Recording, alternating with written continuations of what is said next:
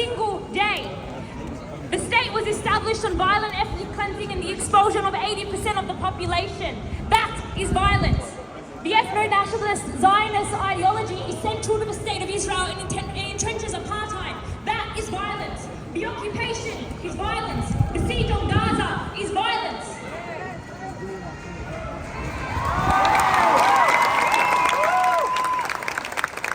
Hamas or not Hamas, there will always be violence because violence is an entrenched feature of the state of Israel.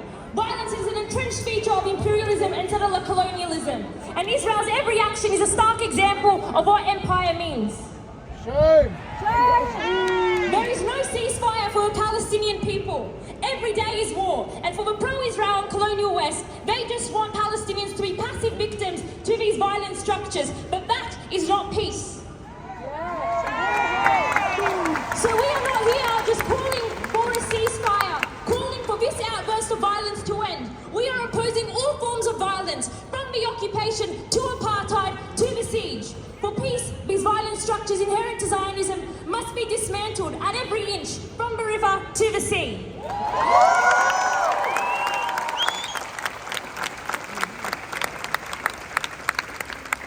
So when Western governments have been giving impunity for Israel's occupation, ethnic cleansing, ongoing colonialism, apartheid, settler programs in the West Bank for 75 years, and this week, governments around the world have green-lighted genocide, even when Israel is telling the world they'll be bombing hospitals, and that they did.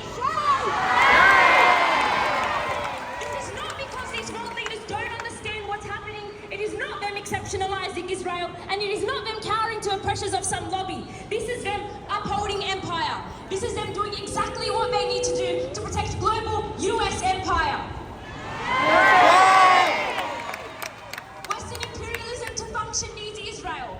Western settler colonialism to function needs Israel. Israel's systems and structures were exported from the United States, were exported from Australia, whether it's in the treatment of Indigenous people right here on this land, or the violence that we perpetuate in the third world, from West Papua to Iraq to Vietnam.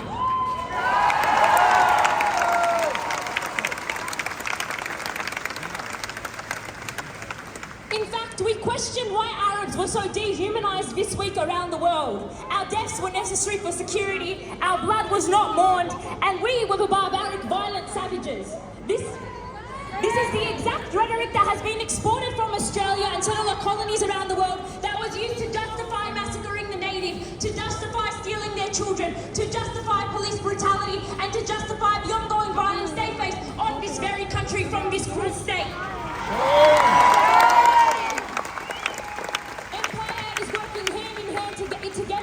To achieve its goal, where we become passive victims to their violent structures that they demand we impose around the world.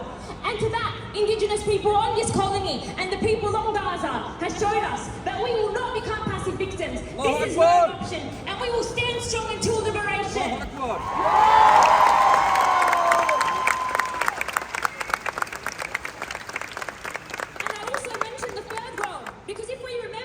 So-called progressive leaders have been lowering their heads in shame after cheerleading the war in Iraq and the war in Vietnam. And as the genocide in Gaza only begins, we are seeing these very leaders cheerlead this genocide, providing no condemnation for Israeli atrocities and actively supporting it. But we will not thank them when their rhetoric starts to shift over the next few weeks. We will not thank them as they start supporting humanitarian aid, not for the sake of Palestinians, but more their Western conscious as they perpetuate the humanitarian crisis in Gaza. And we will not thank them in a decade when they start marking days to commemorate this atrocity. Our government has the blood of Palestinian men, women, and children on their hands. Our government has the power to mobilize members of the international community to step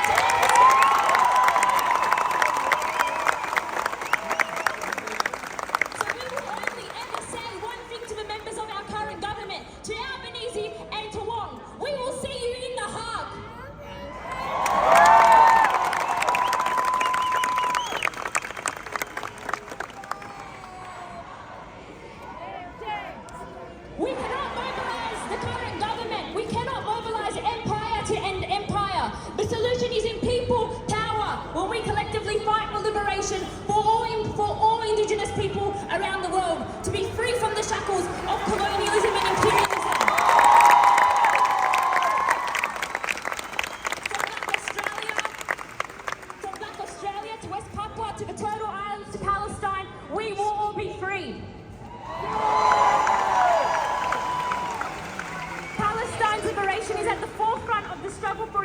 and oppress people globally, and we will be free, and we will continue to march and march and march and march until we force the hands of our leaders, as was done in the 60-10 apartheid in South Africa.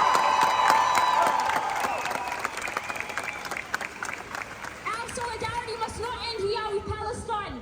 We must stand with the people of West Papua who are facing a genocide at the hands of the Indonesian and Australian government, where they describe Australia to be the Israel of the Pacific. We must stand with Black Australia in all of their struggles in opposition of the ongoing genocide, police brutality, land theft, and over 500 deaths in custody since 1991. And when we are not marching, we need to see support from the current Labor government, who has made it clear that they are a party of colonialism, they are a party of empire, and they are a party of genocide. We will, at the next and all elections, back the Greens, who have stood in solidarity with the Palestinians. And the only members in Parliament who have called for a ceasefire and called what is happening this week a genocide. Long live Palestine! Long live Palestine! Okay, I'm going to say a chant, and I want everyone to follow it with your... Wait, one second. My head's like spinning. You're supporting genocide, so I'm going to say follow it with you're supporting genocide, okay? Albanese, you can't hide. You're supporting genocide. Penny Wong, you can't hide. You're supporting genocide. Biden, you can't hide. You're supporting genocide. Albanese, you can't hide. You're supporting genocide. Albanese, you can't hide. You're supporting genocide. Thank you.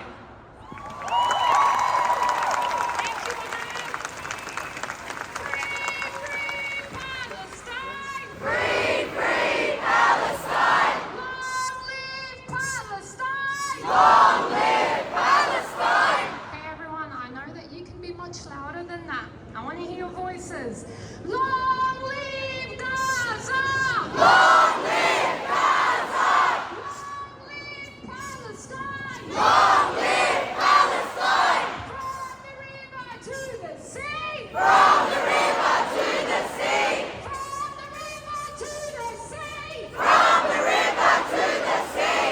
Palestine will be free! Palestine will be free. Palestine will be free! Palestine will be free. Gaza, Gaza, don't you cry! Gaza, Gaza, don't you cry. Palestine will never die! Palestine will never die. Palestine will never die! Palestine will never die. Palestine will never die! Palestine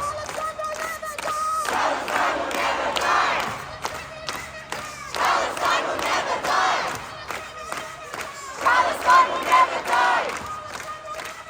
Palestine will never die. Palestine will never die. Palestine will never die. Palestine will never die. Palestine will never die. Palestine will never die. Palestine will never die. Palestine will never die.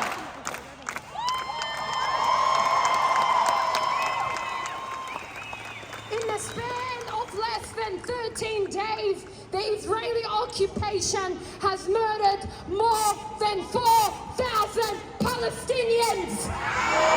Shame!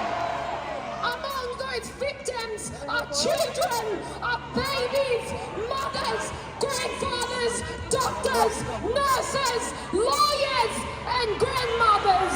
Shame! They are so devoid of humanity.